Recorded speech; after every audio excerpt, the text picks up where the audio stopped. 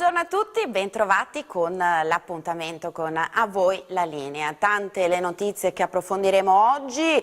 Cominciamo da Codroipo, l'avete sentito nei nostri telegiornali, c'è stato un nuovo caso di febbre del Nilo che ha provocato il decesso di un residente proprio a Codroipo, quindi con la nostra Paola Treppo vedo già pronto e collegato il sindaco Fabio Marchetti per raccontarci appunto quali saranno i provvedimenti che l'amministrazione comunale prenderà proprio in virtù di questo contagio da febbre del Nilo. A te Paola.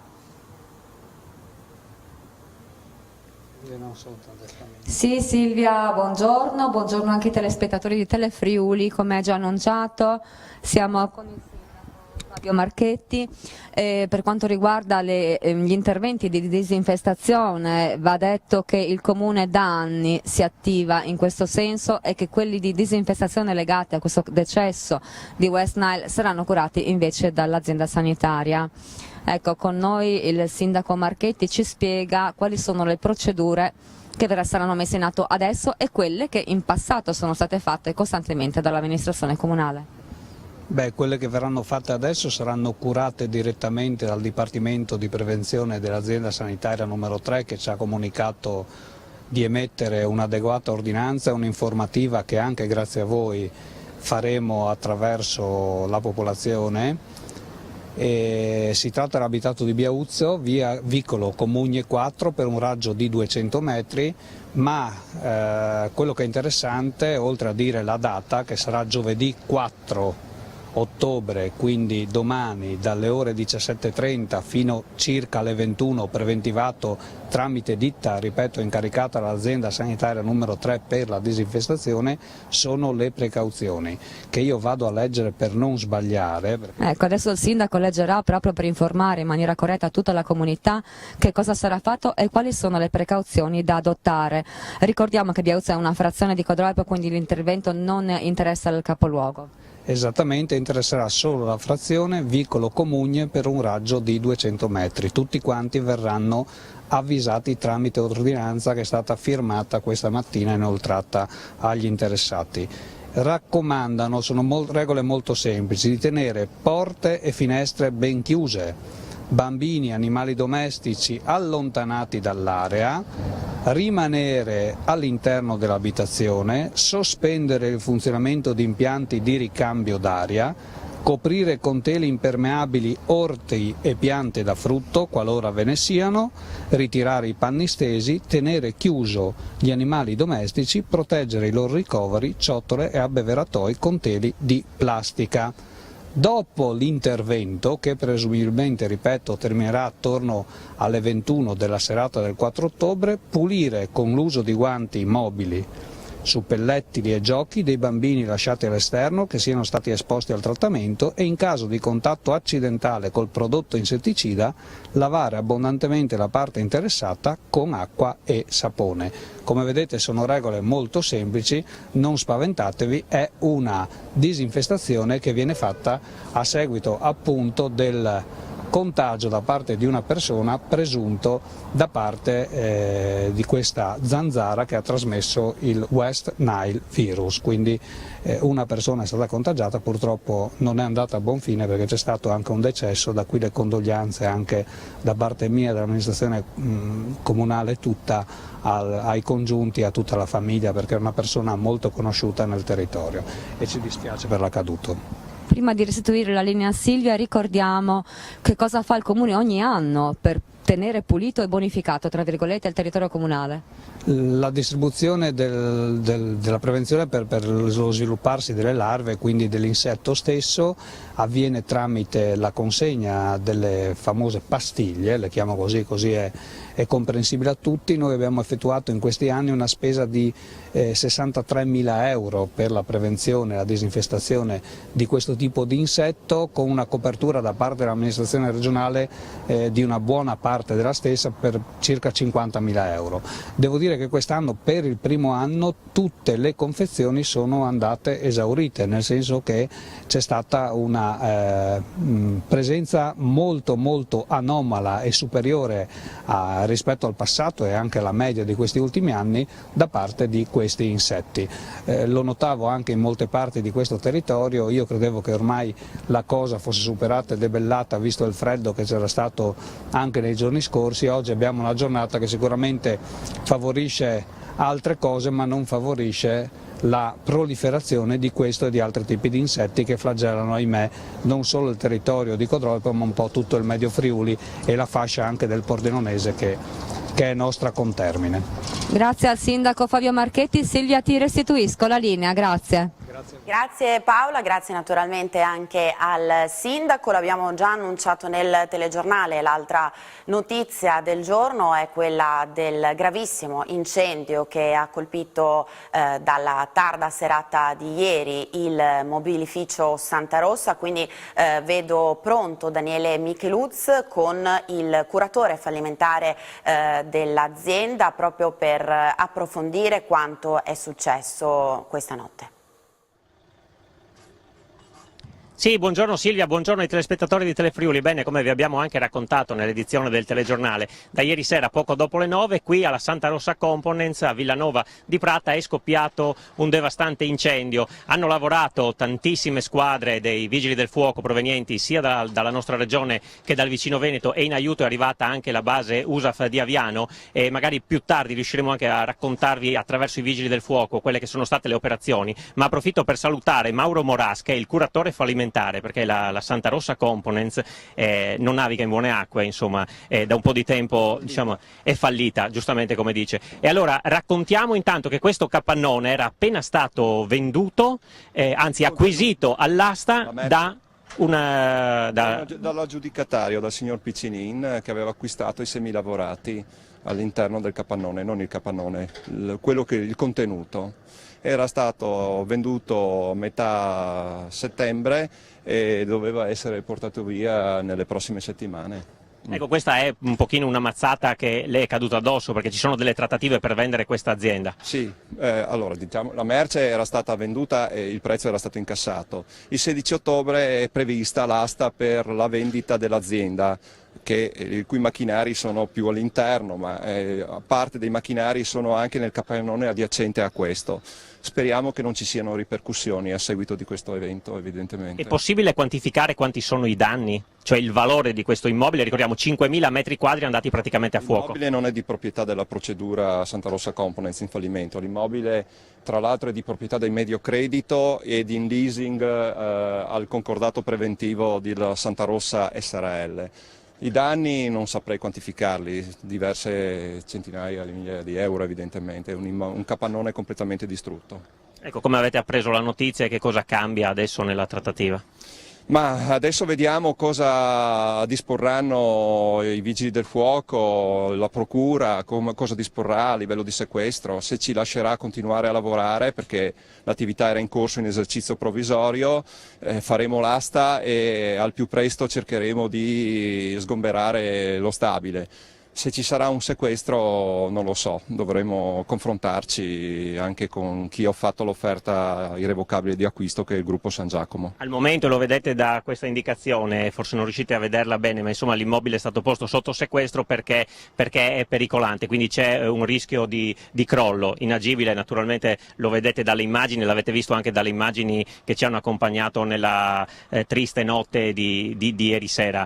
Direi che per il momento è tutto. Noi ringraziamo Mauro Moras che ci ha fatto compagnia in questo primo collegamento e vediamo poi se riusciamo a proporvi anche un collegamento con la voce dei Vigili del Fuoco, ricordando che questa mattina sono venuti anche i tecnici dell'ARPA, hanno fatto una prima rilevazione per quanto riguarda eventuali danni ambientali. Pare che sia andato a fuoco gran parte di legno verniciato, per cui non dovrebbero esserci particolari problematiche ambientali. Per il momento Silvia vi ridò la linea e poi magari ci risentiamo nel prossimo collegamento. Daniele, grazie anche al tuo ospite, ovviamente speriamo di avere ulteriori aggiornamenti. Noi però non siamo da soli in studio perché ci ha raggiunto il professor Fabio Miani dell'Università di Udine per parlare di un'interessante iniziativa di respiro internazionale che si terrà proprio a partire da questo pomeriggio in città, un'iniziativa che è dedicata all'industria 4.0 però con una specifica, quella del settore metalmeccanico e siderurgico. Ci saranno anche le principali aziende del settore, non solo della nostra regione. Buongiorno intanto. Buongiorno a tutti voi. Sì, è una manifestazione importante, quella di oggi è una manifestazione sicuramente di respiro europeo, direi.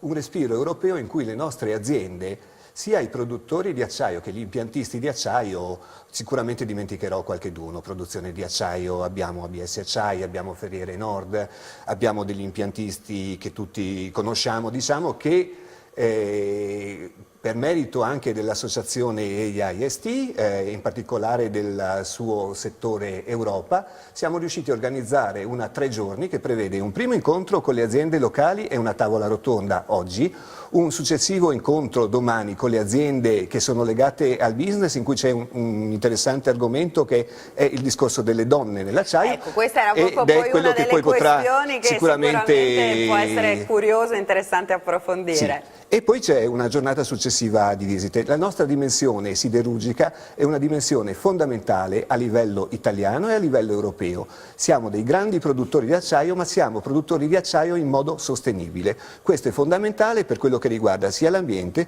che la dimensione economica della nostra regione. Abbiamo accennato proprio a questo focus che sicuramente è interessante, quindi un mondo dell'acciaio che insomma nell'immaginario è molto maschile ma che invece insomma sta sempre più vedendo una componente femminile importante. Ricordiamo che insomma ci saranno relatrici in arrivo appunto non solo dal nostro paese, e una di queste sarà la presidente di Confindustria Udine Anna Mareschi Danieli.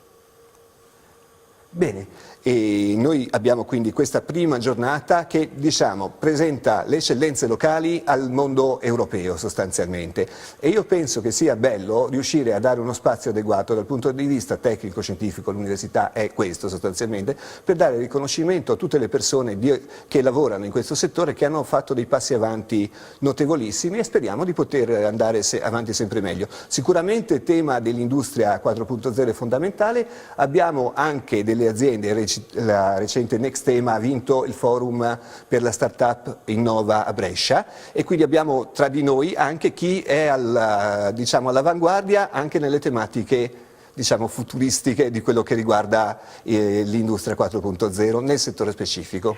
Allora, noi ci fermiamo per una piccola pausa pubblicitaria, ci ritroviamo fra poco, sempre in diretta con A Voi la Linea.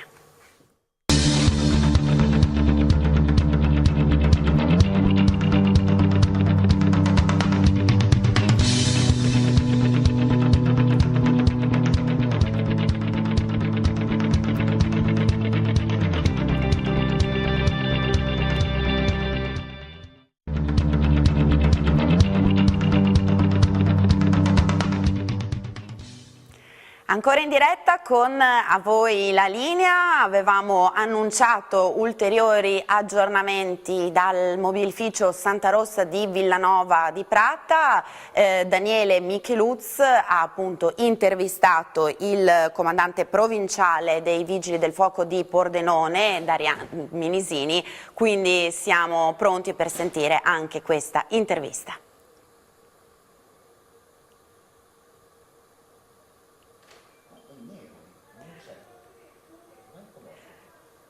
Allora, non siamo ancora pronti per collegarci, quindi approfittiamo per salutare, c'è stato anche un cambio nel frattempo in studio, ringraziamo il professor Fabio Miani che ci ha dovuto lasciare proprio per questioni organizzative, e diamo invece il benvenuto a Maria Elena Fabiani che è CEO di Sime. Allora, anche con lei abbiamo già anticipato appunto uno di quelli che sarà gli appuntamenti clou di questo evento evento internazionale dedicato proprio all'industria 4.0 con un focus sulla metalmeccanica e la siderurgia. In particolare appunto abbiamo parlato di questo importante incontro Women in Steel, le donne nell'acciaio. Abbiamo annunciato che ci sarà la presidente di Confindustria Udine Anna Mareschi Danieli, però ci saranno anche molte altre ospiti in arrivo un po' da tutto il mondo. Sì, siamo molto contenti di questo perché è la prima volta che in un evento di così ampio respiro viene organizzata una intera sessione di approfondimento sul tema delle donne nell'acciaio, che vedrà ben 6 partecipanti presenti, 2 dall'Italia, ci sarò oltre ad Anna Mareschi Danieli anche io come integratore di sistema nel settore siderurgico, ma ad esempio un altro ospite sarà questa manager Monica Pretorius dal Sudafrica, che siamo riusciti a contattare, ed è un esempio non solo di donna in una posizione comunque di rilievo, ma una forte promotrice della gender balance all'interno della sua azienda. E infatti uno dei temi che verrà trattato è proprio saranno le discipline delle STEM, quindi il rapporto tra le giovani donne, le bambine e le ragazze, perché basti pensare in una recente ricerca condotta da Microsoft con la London School of Economics e proposta poi anche recentemente a Bruxelles in partnership con l'UNESCO, è stato dimostrato che le ragazze tendono ad abbandonare queste materie scientifiche attorno all'età dei 15 anni, e le ragioni prevalentemente sono proprio la mancanza di modelli, anche di pari opportunità, dell'incoraggiamento che dovrebbe essere dato dai genitori, dagli insegnanti, ma anche dalla comunità stessa. Quindi c'è ancora tanta strada da Sì. fare per fare in modo appunto che anche le ragazze possano davvero avvicinarsi concretamente a questo mondo. Esatto, quindi oggi queste 6 donne dell'acciaio, così diciamo, porteranno ciascuna il proprio esempio, la propria storia, e come si è avvicinata anche a questo mondo prevalentemente maschile, dove non posso negare che in effetti è difficile, veniamo viste ogni tanto ancora in alcuni casi in maniera un po' strana, soprattutto negli impianti, però è un mondo sicuramente affascinante, come diceva il professor Miani, che io ho avuto l'occasione al quale ho avuto l'occasione di avvicinarmi proprio seguendo uno dei suoi corsi, poi per il lavoro, insomma, l'azienda di famiglia, e per il territorio, che è un vero cluster nel settore dell'acciaio. Ecco, sicuramente insomma, da questo punto di vista la nostra regione, anche come Sì. sbocchi professionali, sicuramente offre Sì. molte possibilità. Allora chiedo intanto alla regia se siamo pronti per il collegamento con Daniele Micheluz da Villanova. Allora non siamo ancora pronti, per cui approfittiamo magari per raccontare anche quali saranno, forse siamo pronti, vediamo se Daniele lo vedo pronto, per cui Daniele, a te la linea. Sì Silvia, grazie di nuovo in diretta da Villanova di Prata, perché avevamo detto prima, intanto sentite anche gli scoppi alle nostre spalle, ci ha raggiunto Stefano Zanut, funzionario dei Vigili del Fuoco di Pordenone e anche prezioso aiuto nella comunicazione con i media. Allora prima abbiamo fatto un discorso col curatore fallimentare, ma volevamo raccontare anche quelle che erano state le operazioni della nottata. Noi abbiamo cominciato a lavorare circa poco dopo le 21, quando ci è arrivata la segnalazione, si sono state attivate le prime squadre, ma subito abbiamo visto che l'incendio era molto più grande di quello che pensavamo, tanto che abbiamo attivato rinforzi provenienti da varie realtà, quindi abbiamo attivato i vicini comandi di Treviso, di Venezia, di Udine, abbiamo attivato i vigili del fuoco della base NATO di Aviano per avere rinforzi. E in quel momento lì tanti uomini ha rappresentato una grande risorsa, però l'incendio era molto forte. Lo abbiamo visto dalle immagini, era molto scenografico anche, di grandi dimensioni. Come siete riusciti a domarlo? Quasi non ancora, perché sentiamo alle nostre spalle questi tonfi che continuano a rimanere perché l'incendio di fatto è ancora attivo, però avete fatto un grandissimo lavoro. Sì, domarlo è una parola difficile e importante, diciamo che l'abbiamo contenuto, via, no? questi incendi non si domano, la quantità d'acqua che si eroga è insufficiente a domare l'incendio, però abbiamo elaborato strategie affinché l'incendio non si diffondesse e si propagasse nei reparti vicini, quindi riducendo i danni e salvando anche una parte del patrimonio. Il lavoro delle squadre è fondamentalmente finalizzato a questo. Ecco, che cosa farete nella giornata di oggi? Perché poi mi pare che arriva anche il vostro nucleo investigativo. Sì, allora oggi dobbiamo completare le operazioni di spegnimento, c'è ancora molto da fare perché ci sono dei piccoli focolai che vanno spenti, va bonificata la zona, va messo in sicurezza tutto lo scenario, dalla cosa che sta prendendo fuoco fino alle strutture che sono state danneggiate e che non sono più recuperabili. E andremo avanti certamente per tutta la giornata e probabilmente poi alla fine della giornata o nei giorni prossimi comunque si attiverà anche il nucleo investigativo antincendi per stabilire le cause possibili di questo incendio. Ecco, poi spetterà naturalmente alla giustizia, alla magistratura cercare di dare delle risposte, perché questo peraltro è anche il secondo incendio in pochi mesi, già vi avevamo visti impegnati nell'altro, non si possono fare analogie perché ogni incendio è a sé stante.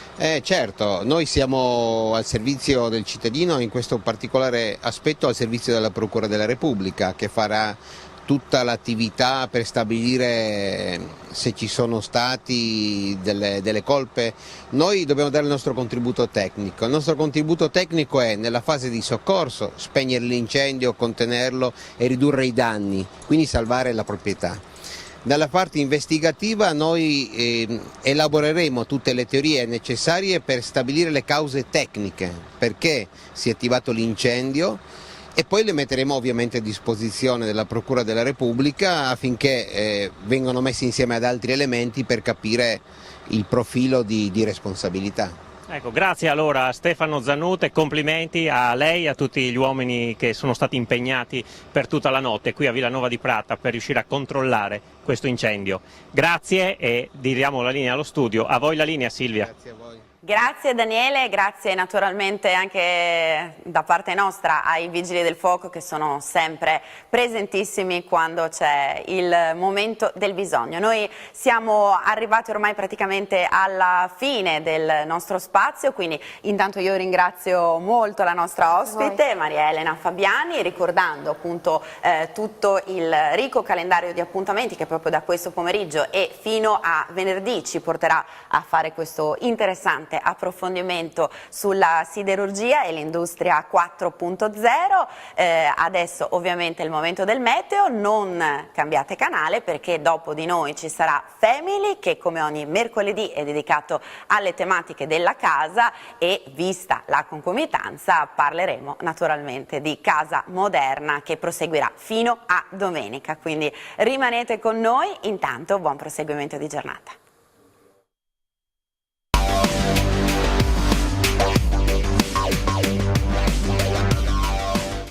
Buongiorno a tutti, bentrovati a questo aggiornamento della situazione meteo del mattino con in evidenza che cosa? Beh, certamente l'alta pressione che troviamo con i suoi massimi in prossimità del canale della Manica, ma che influenza il tempo anche sul nord Italia, più a sud ancora l'insistenza di una circolazione depressionaria che porta a dell'instabilità. Qui vedete dei fronti che corrono più a nord, qualche coda che accarezza, se vogliamo, soprattutto il versante nord alpino, da noi correnti secche, stabili, quindi bel tempo ancora fino a venerdì almeno certamente. Vediamo allora oggi sarà una giornata di bel tempo, poco da segnalare se non qualche nube in montagna, un cielo poco nuvoloso, localmente a tratti variabile in prossimità delle zone confinarie alpine, quindi soprattutto il confine con l'Austria.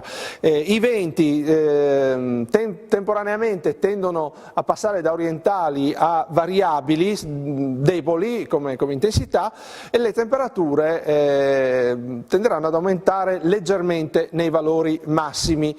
Passiamo a vedere domani. Domani sarà una giornata comunque bella, forse con qualche sottile velatura nel corso della giornata d'alta quota che non va certo a rovinare una bella giornata di sole. Qualche nube bassa sarà possibile sulle Alpi orientali, diciamo sul Tarvisiano, soprattutto sulle zone prealpine occidentali.